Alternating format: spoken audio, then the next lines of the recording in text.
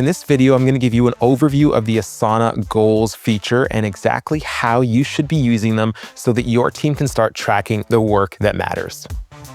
The thing is that when your goals live in one place, a document, a spreadsheet, someone's head, and your work lives in another place, you get three massive problems. Here's problem number one. You have no visibility for leadership. Your leadership team has no way to see if they're actually making progress towards their goals. And they might ask in a meeting, then someone has to go manually compile an update. And by the time they get the answer, the data is already outdated.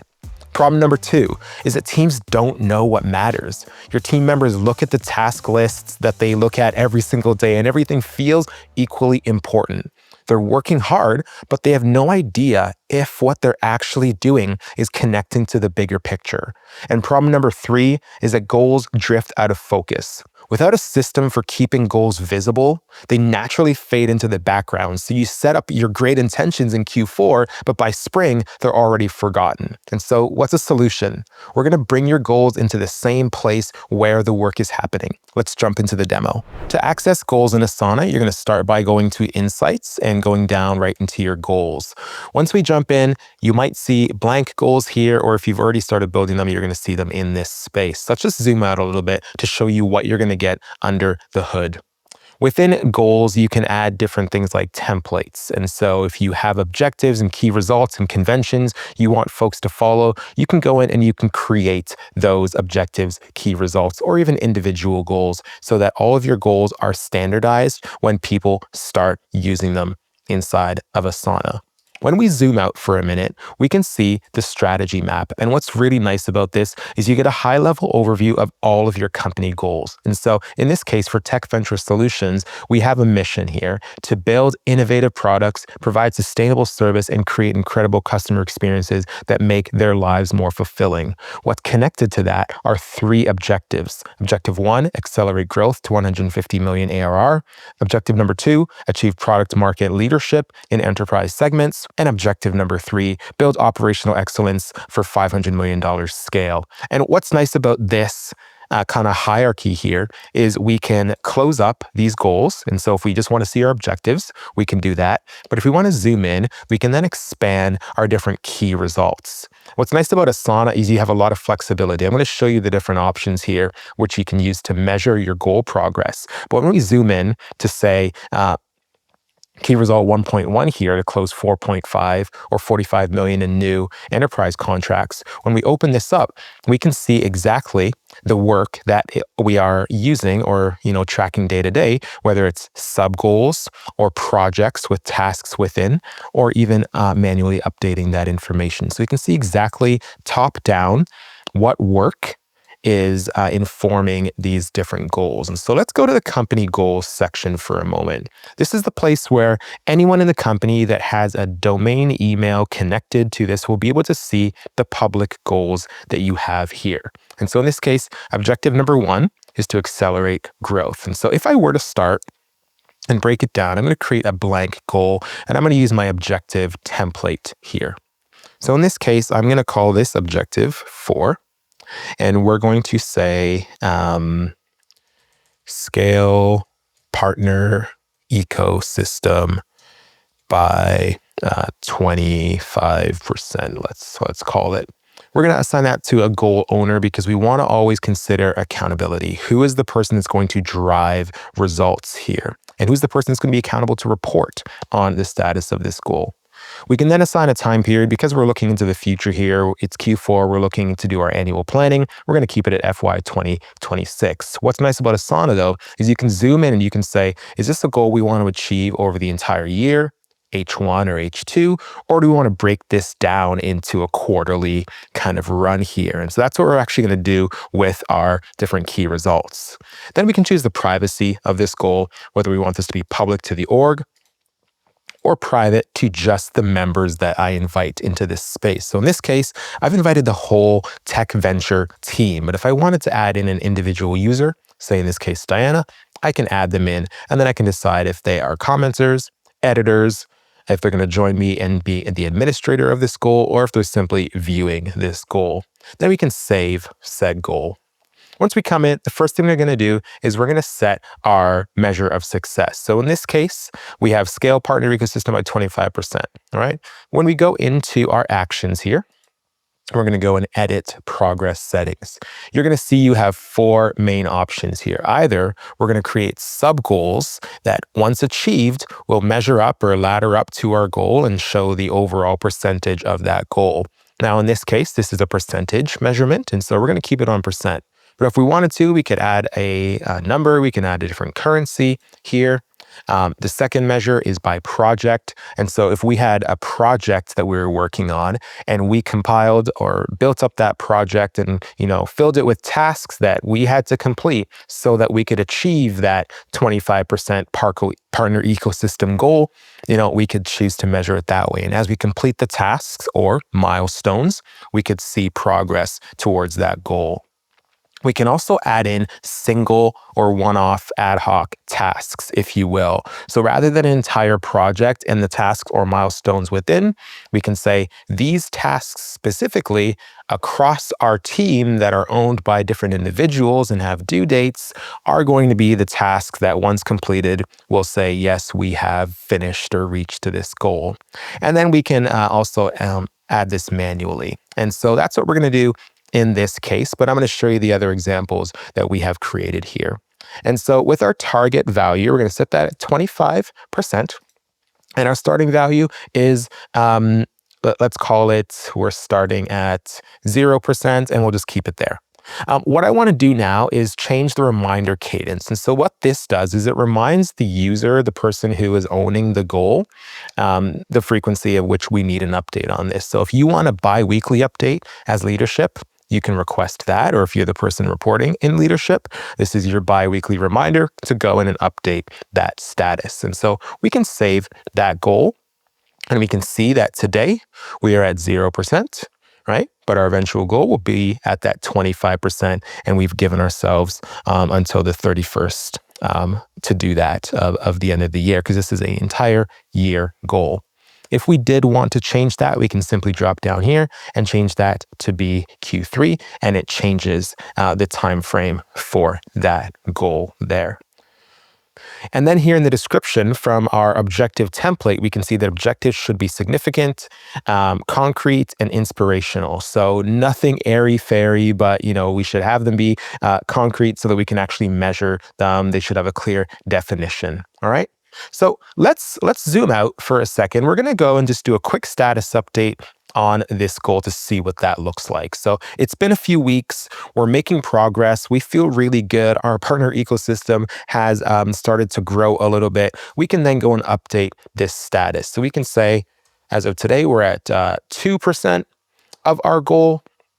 And you can see that overall, we've moved up to 8% of our goal completion here for the entire year. And so that's really nice to show. It's a great visual. And then what we can do is we can go and we can update the status on this entire goal. So if we're feeling good about where this goal is headed, we can say we are on track. We can even go in and use AI to draft this. And we're going to give it some guidance here. We started today, but already saw increases in adoption. And we can choose any other information we want to put in there, but let's just go and update that goal. And there we have it. We have a really nice overview of the goal, the objective. It's got some information, and we can obviously pull in more information. We can refine this guidance as well by going in and editing our goal status update here. Quite a bit of information considering we just started this goal. And so we always want to make sure we have a human in the loop to make sure that AI is reporting on the right things. And so I'm going to post that status update. And now everyone on my team has been informed of the progress we have made here.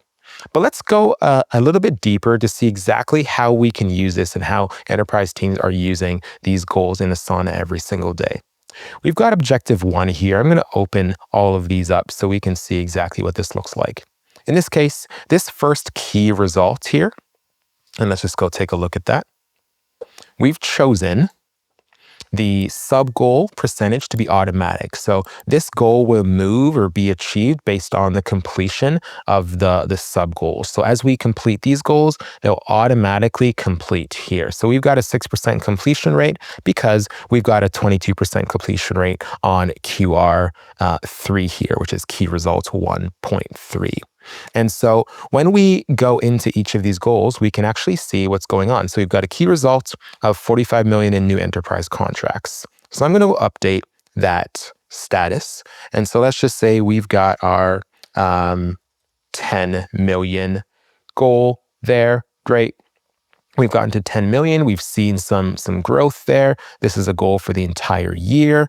And we see we've moved up to our 22%. And so we've gone from the previous 6% to our 11% here because our key goals are moving us closer to that. And so this is one example of how you can use manual updates to move your goal progress forward. We've got a mix of both. We're manually updating the status of our goal here, but as this goal moves up, it's automatically moving us closer to hitting our first objective here. And as you can see, we have our description here that's giving us more context into why this goal is important and what this will mean for us when we actually achieve it. Let's go back to our other objectives for a minute. So we've got objective 2 here. I've got a project-based, in this case, milestone goal. So let's go into our goal to see exactly how that was set up. So in this case, I'm going to go and I'm going to edit progress. And again, we've chosen sub-goals and a percentage so that it all ladders up. All of our sub-goals ladder up. And now in this case, we've got 3 manual entries here, but this first one, 2.1, achieve SOC 2, Type 2, and ISO 27001 certification. A big undertaking, right? And so let's click into that and we can see that in this case, rather than a manual update, we can see we've selected the project's automatic and milestone tracking abilities. And so in this case, we've just added one project to it. But if there were multiple projects informing this, we could go in and we can say, actually, marketing requests is supporting this goal and this objective. We can add in, our 2004 goal setting, right, to say that this is also informing this. But obviously, to achieve this, right, this is going to take on more of the weight here. And so what's nice about Asana as well is you can add some flexibility here. We can either have equal weights across the different sub-goals or projects that you add in here, or we can assign custom weights. So I can say this one is 98%, this is 1%, and that's another 1%. So we can see that they're heavily weighted. And when we update our status, Asana is going to consider that. The AI is going to consider that to say, hey, let's focus more on the activities inside of this project versus the other two, because they might just be informing or, related work. All right. And so before we jump in to see what this project looks like, I'm actually going to touch on related work, because as we pass the description right down here, we can see there's related work. Now, these projects here will not inform the progress or the success of the overall goal, but they are simply supporting that goal. And I'll show you what that looks like. So if we go into this project here, we can see that it's connected to this goal. Remember earlier when we spoke about the people doing the work not knowing what their work is doing or if they're having any impact? This is exactly where we see that change, because as I'm working through my list of tasks, imagine a list of tasks here, I can go to my overview section and I can see what goal this is actually moving us towards. And then I can go and click on that goal to see what the progress of that goal is. So we can go back in. I'm actually going to remove this project right here, 99 and 1. There we go. And let's remove this marketing request as well.